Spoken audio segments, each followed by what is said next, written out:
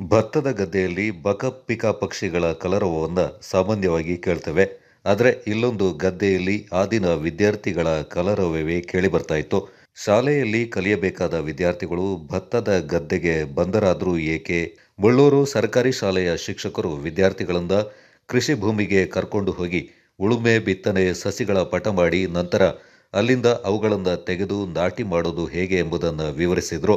ಅಲ್ಲದೆ ವಿದ್ಯಾರ್ಥಿಗಳು ಸ್ವತಃ ತಾವೇ ನಾಟಿ ಮಾಡಿ ಅನುಭವವನ್ನು ಪಡ್ಕೊಂಡ್ರು.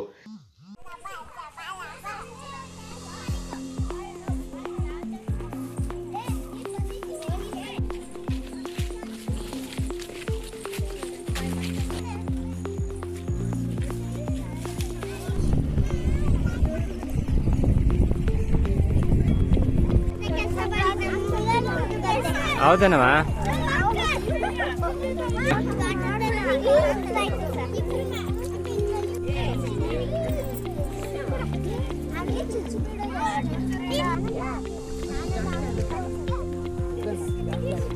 ಸರ್